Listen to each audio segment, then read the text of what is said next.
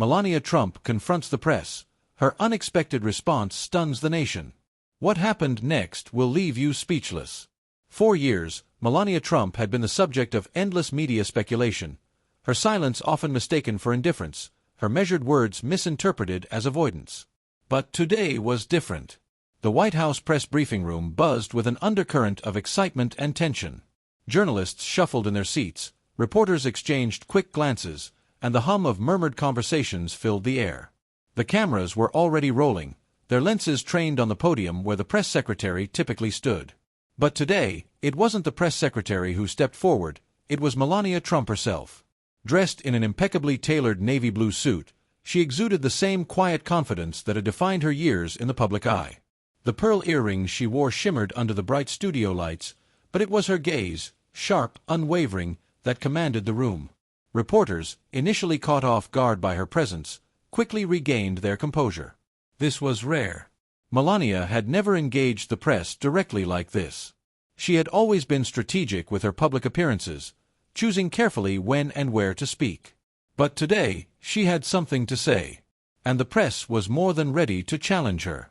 At the front row, Mark Davidson, a veteran White House correspondent known for his sharp, often aggressive questions, leaned forward in his seat. He had built his career on pushing high-profile figures into uncomfortable corners, and today, he saw an opportunity. Lifting his microphone, his voice carried through the speakers. "Mrs. Trump, you have remained largely silent on many of the key issues surrounding your husband's presidency. Some believe that silence is complicity. Would you care to comment on that?" The words hung in the air, heavy with implication. The room collectively held its breath, cameras zooming in, pens poised above notepads. But Melania didn't flinch. She let the question settle, allowing the weight of it to hang for just a moment longer. Then, slowly, deliberately, she stepped forward. Her voice was calm but firm, carrying through the press room without a hint of hesitation. "Silence is often mistaken for weakness," she said, her accent crisp, her words measured. "But silence can also be a choice. A strategy. A way to observe before speaking. And when I do speak, I make sure my words matter." The room was motionless. Even Mark Davidson, who had prepared an entire follow-up, seemed momentarily thrown off. He hadn't expected such an unshaken, precise response. But he quickly recovered. "So, are you saying that you've deliberately chosen to stay out of the conversation while major events have unfolded? Shouldn't the First Lady be more engaged in national issues?" Melania's expression remained unreadable. She took a moment, then spoke again. "Let me ask you this, Mr. Davidson," she said, tilting her head slightly. "Do you believe that every person who speaks the loudest is the most effective? Do you believe that noise equals action?" Davidson hesitated. The room tensed. "Well," he started, "the American people expect leadership to be vocal." "Leadership is not about volume," Melania interrupted smoothly, her voice never rising, but somehow cutting through the air with more power than any raised voice could. "It is about impact. About timing. About knowing when to speak and when to listen. Perhaps more people in your profession should try it." A stunned silence filled the room. The tension had shifted. Mark Davidson, for the first time in years, looked caught off guard in front of the cameras. He had come in expecting to corner Melania Trump with his questions, but instead, she had flipped the script on him. Other reporters, sensing the moment, quickly jumped in. "Mrs. Trump," another journalist called out, "many people have questioned your absence from the political stage. Do you plan to take on a more active role moving forward?" Melania didn't hesitate. "I have always been active," she said. "I simply do not seek attention for the sake of seeking it. There is a difference between leadership and performance. Too many people confuse the two."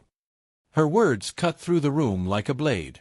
Some of the reporters shifted in their seats. This was not the passive, disengaged First Lady the media had painted for years. Mark Davidson, still recovering, tried once more. "But surely, you understand the public's desire to hear from you more frequently.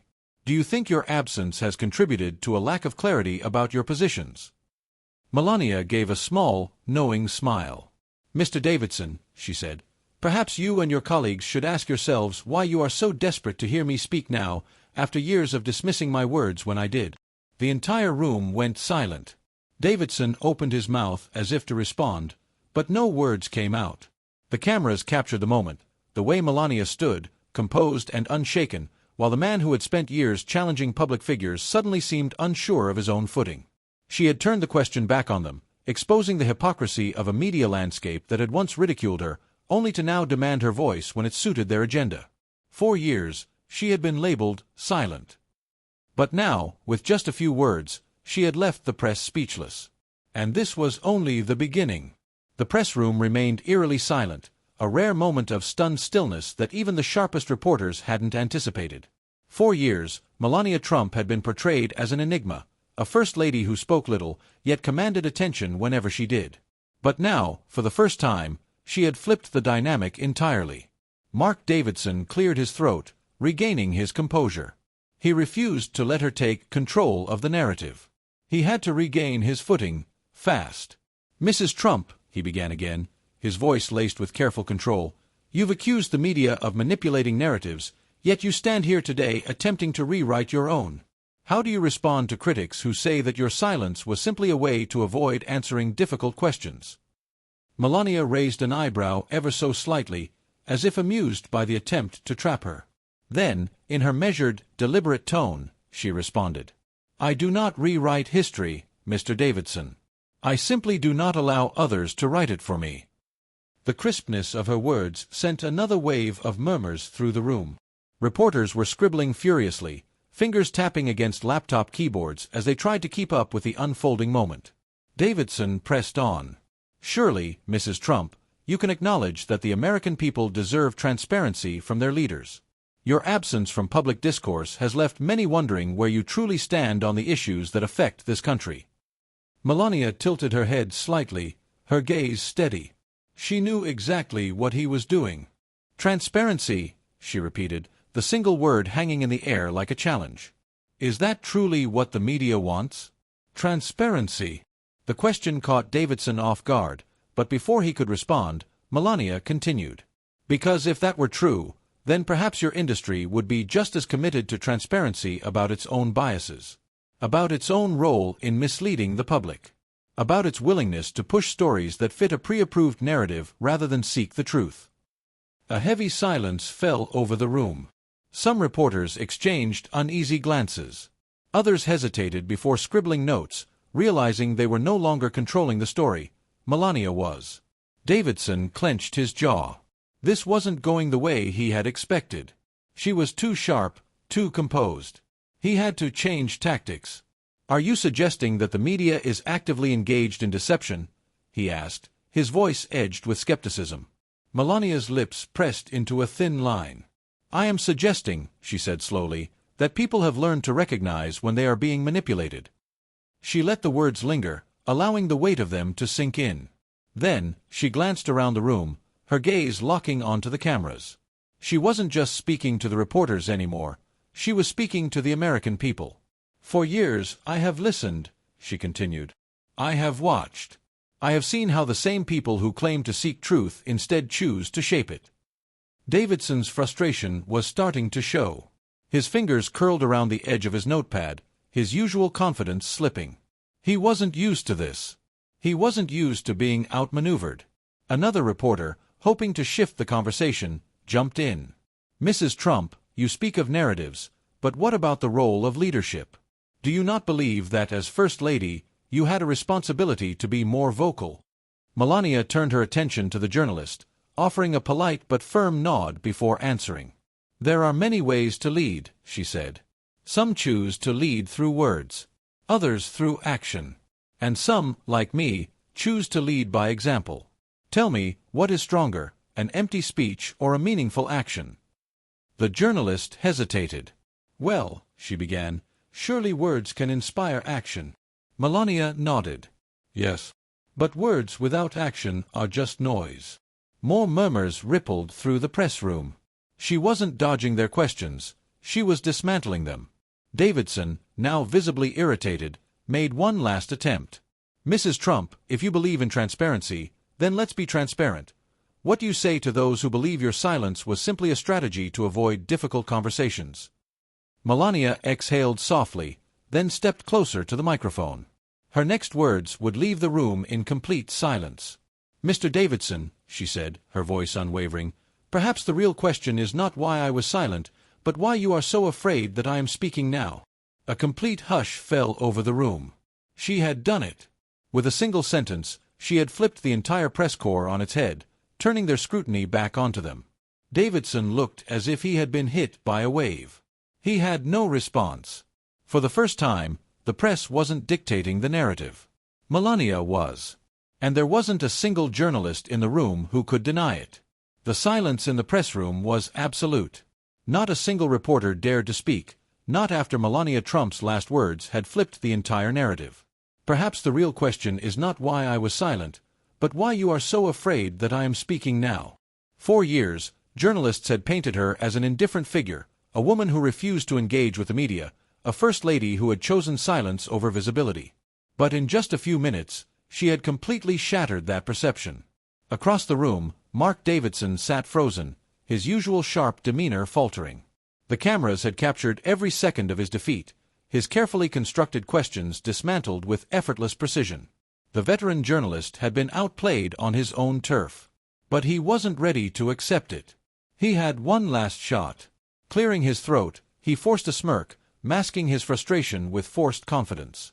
"Mrs. Trump," he said, his voice carrying an edge, "I have to say, you're quite good at avoiding direct answers."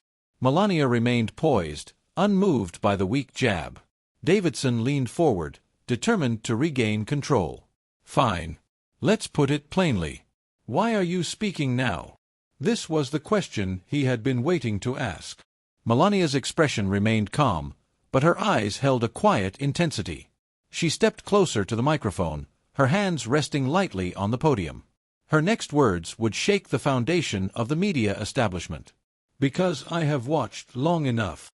Her voice was steady, filled with quiet power. "I have watched headlines that do not match reality. I have watched people in this room push narratives that suit their agendas, rather than seek the truth. I have watched silence be used as a weapon, not by me, but against me." She paused, letting the weight of her words settle. "And I have had enough." A chill ran through the room. Even the most seasoned reporters felt the impact. She wasn't just defending herself anymore, she was exposing them. Davidson shifted in his seat. He knew she was turning this moment into something much bigger than a press briefing. She was changing the conversation entirely. Lisa Hartman, another journalist, quickly jumped in. "So, Mrs. Trump, are you saying the media is dishonest?" Melania tilted her head slightly, considering the question.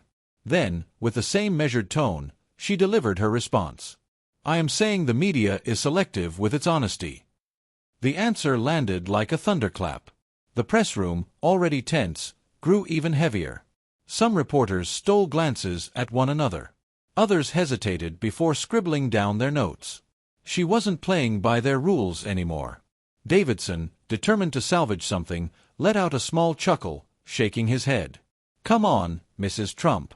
Are we really supposed to believe that the media has been unfair to you?" Melania's gaze didn't waver. "I do not ask you to believe. I ask you to look." She took a step back from the podium, her eyes scanning the room. "Look at the way you covered me compared to others. Look at the questions you ask me versus the questions you ask those you support. Look at the stories you choose to push and the ones you choose to ignore." Her words were precise, each one cutting deeper. "You do not have to believe me.